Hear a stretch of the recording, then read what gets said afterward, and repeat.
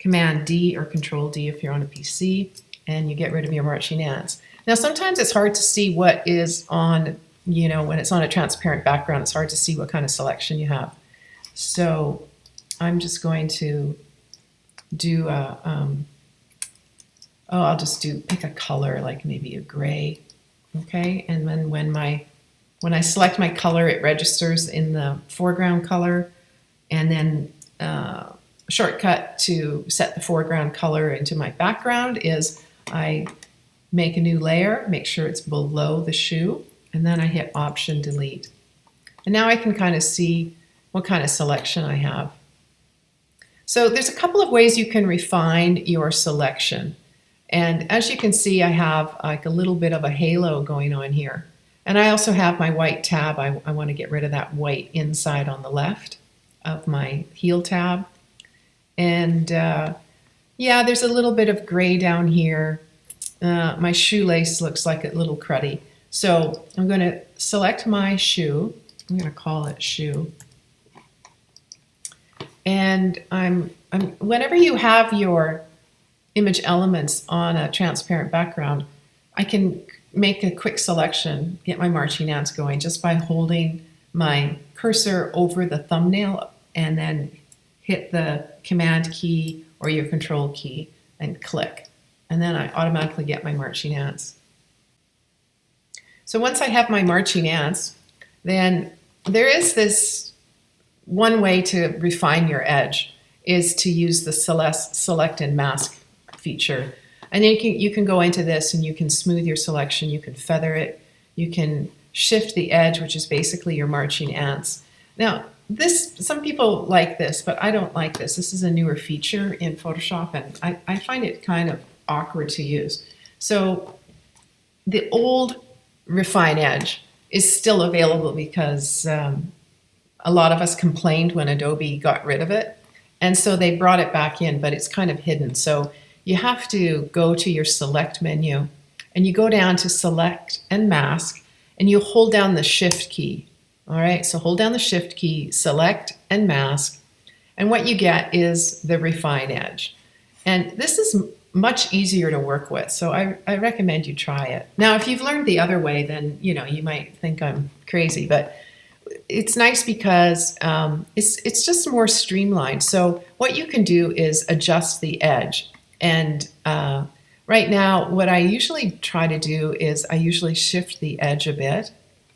And let's see if we can get that to... Usually when you shift the edge, the marching ants move, but maybe we have to do it a little bit first. And you can smooth and you can feather. Oh, I know what's going on. Let's do an overlay here on black. Yeah, now we'll be able to see. You see, that transparent background is really hard to look. So under your view, you can change it. So go to a contrasting color. And then when you have that, then you can start seeing like there's, let's start all at 0 again. All right, so I can smooth the edge. And you can see how it smooths it right out. Maybe too much is, not good. So what I try to usually do is I usually shift the edge a bit, and that will reduce the marching ants will move. But let me demonstrate that. So that's about what I want. If I increase it too much, then I get kind of this halo. Don't want that. So I want to reduce it, maybe about to, I don't know, somewhere around -9. Then I'm going to smooth the edge. And now you still have this, but we're going to be able to get rid of it. And you can even work on feathering.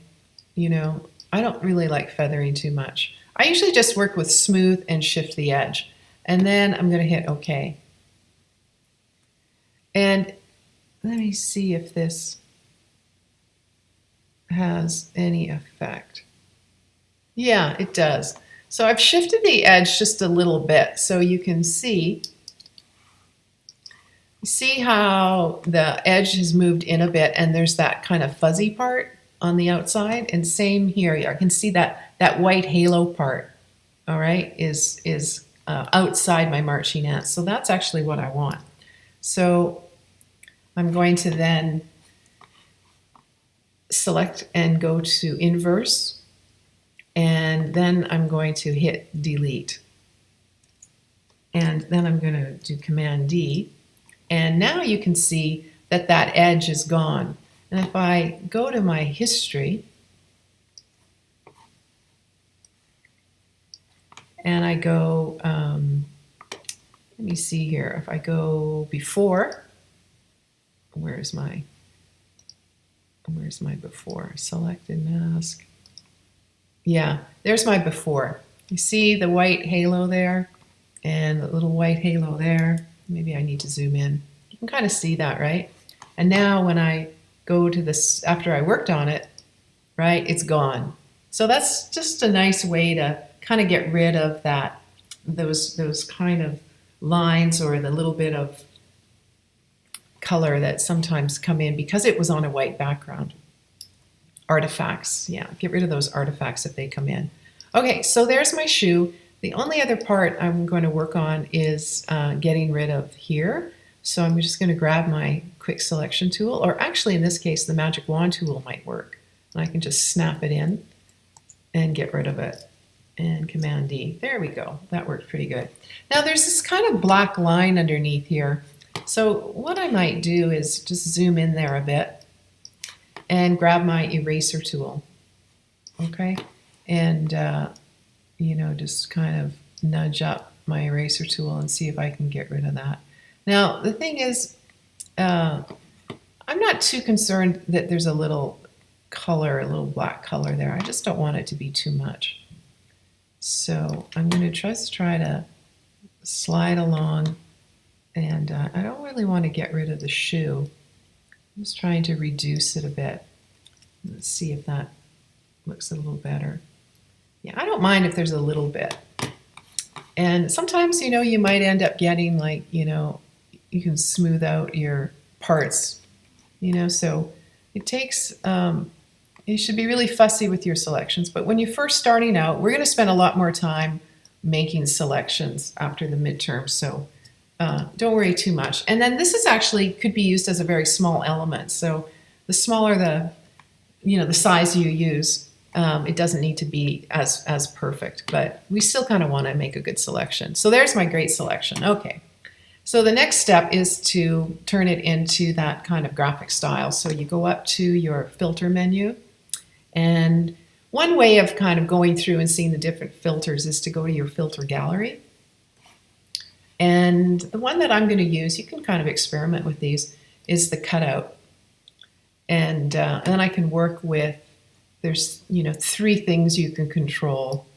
The number of levels, and that's kind of the detail, right? So the lower number of levels, the more blocky it is. And somewhere, you know, that might be too much. So somewhere maybe around 6 or 7. I kind of like it when it's around maybe 5 or 6, somewhere in there. Yeah, I kind of like to be able to make out the in part of the shoe, right? Gives it some depth. And then you can play with the edge simplicity.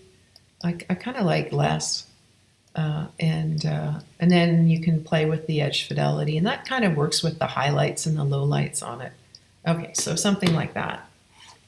And then I hit OK, and there's my kind of illustrative looking shoe. So I'm going to close out this video and then come back and show the type technique.